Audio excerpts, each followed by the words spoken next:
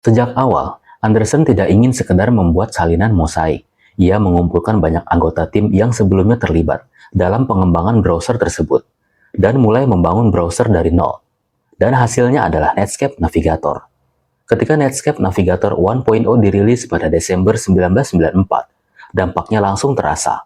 Browser ini menawarkan performa yang lebih baik dan pengalaman pengguna yang jauh lebih nyaman dibandingkan para pesaingnya. Dalam waktu hanya beberapa bulan, Netscape menjadi nama yang identik dengan internet. Popularitasnya tumbuh dengan kecepatan yang luar biasa pada masa ketika jumlah pengguna internet dunia masih relatif kecil. Bagi banyak orang yang baru mengenal internet, browser pertama yang mereka gunakan bukan Internet Explorer, melainkan Netscape. Namun kesuksesan Netscape bukan hanya soal jumlah pengguna.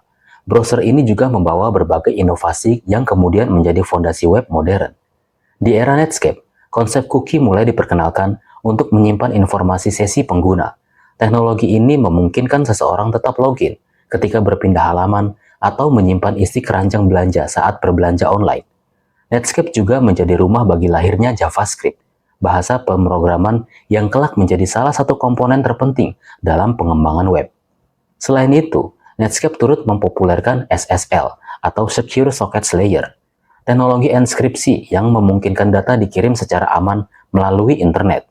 Hingga saat ini, hampir setiap transaksi online menggunakan penerus teknologi tersebut. Kesuksesan itu mencapai puncak simbolis pada Agustus 1995 ketika Netscape melantai di bursa saham. Yang membuat peristiwa ini begitu bersejarah bukan hanya karena perusahaan tersebut masih sangat muda, tetapi karena model bisnis internet saat itu belum benar-benar terbukti. Tapi, investor tetap berebut membeli sahamnya. Harga saham yang awalnya ditawarkan sekitar $28 langsung melonjak hingga lebih dari $70 pada hari pertama perdagangan.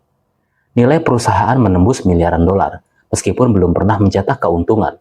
Banyak pengamat menganggap momen ini sebagai awal dari demam.com yang kemudian mendominasi akhir dekade 1990-an. Sementara media sibuk memberitakan keajaiban baru bernama internet, wajah Mark Anderson muncul di berbagai majalah bisnis dan teknologi.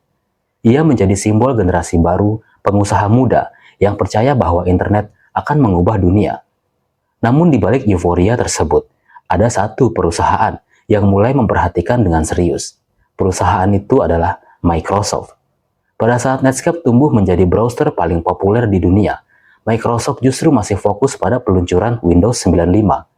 Mereka belum memahami sepenuhnya betapa pentingnya web bagi masa depan industri komputer. Dan